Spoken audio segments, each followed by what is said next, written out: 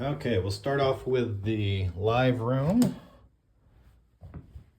So in here, this is where practice and recordings happen with the drums. I do have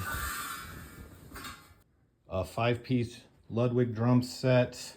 I believe this is an Evolution. We've got mics on the toms.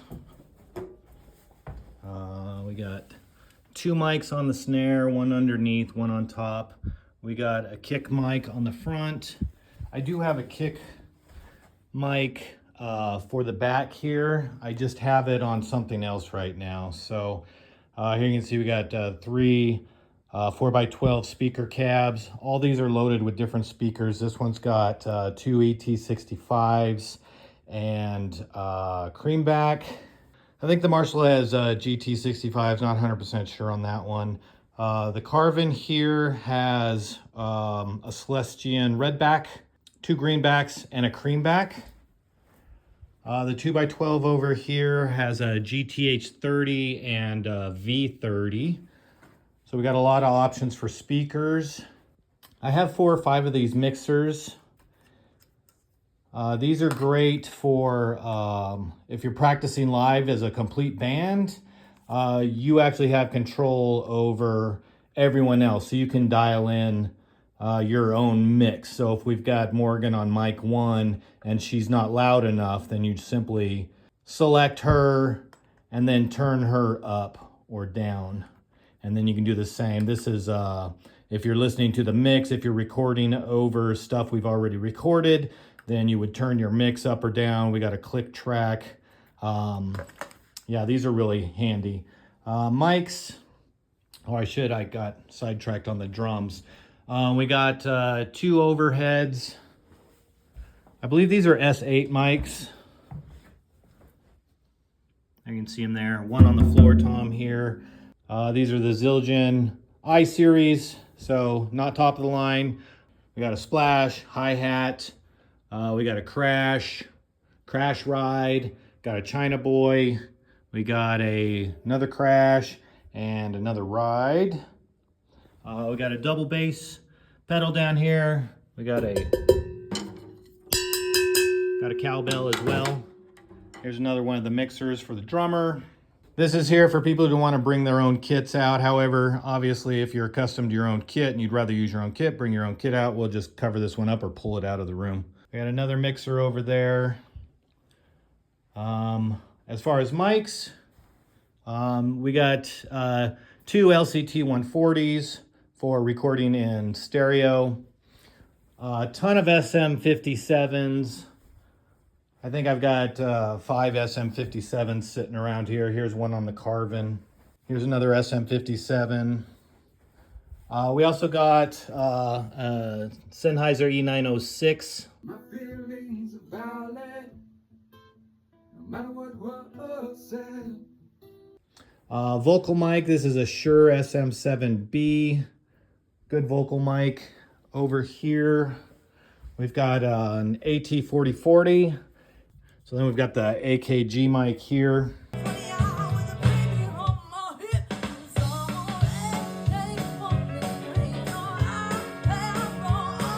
The PA is just for practicing live.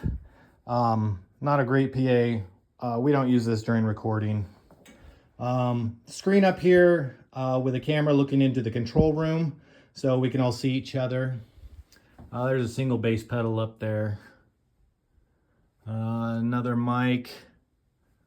So yeah, this room is connected to the control room. So we'll walk over there now. So this is the control room.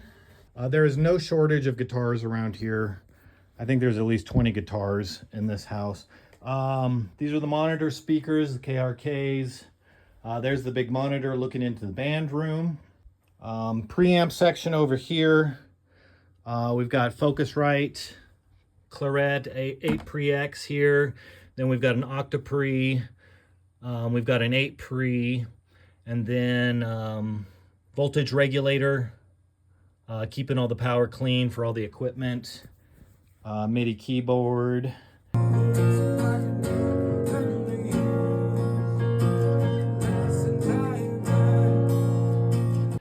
We got a Mackie control.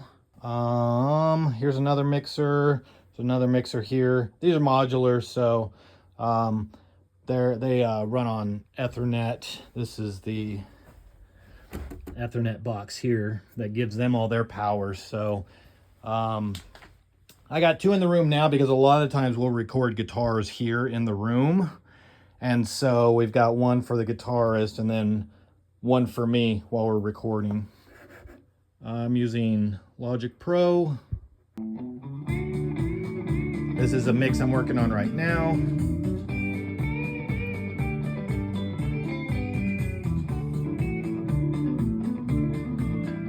Amps. We got a Fender Deluxe Reverb reissue here.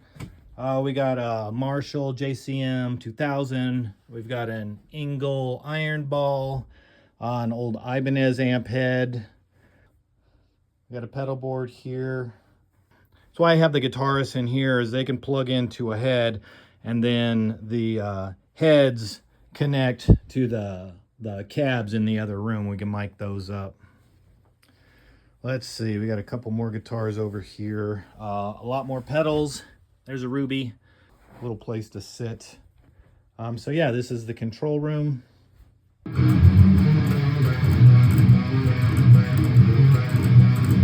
So I have three rooms connected here.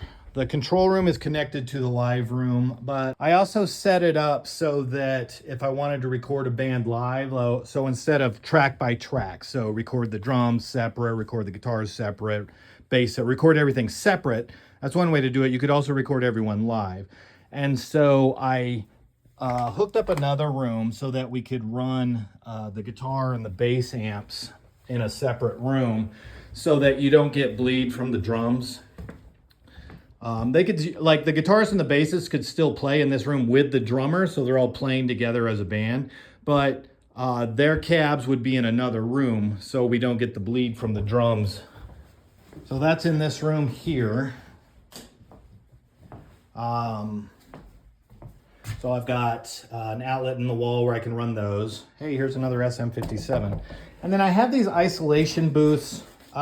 These are for the cabs so that you don't get bleed. Basically, you set up a speaker cabinet here, like a 4x12, and then you just basically enclose the whole thing. Put your mic in there with it, put the top on,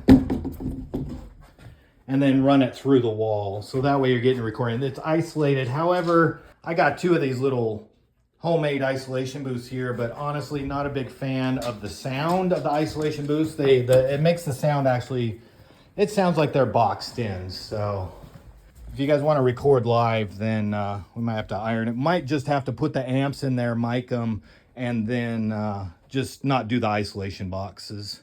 We'll just have to see how much bleed we get between the bass and the guitars. That's what I got to offer.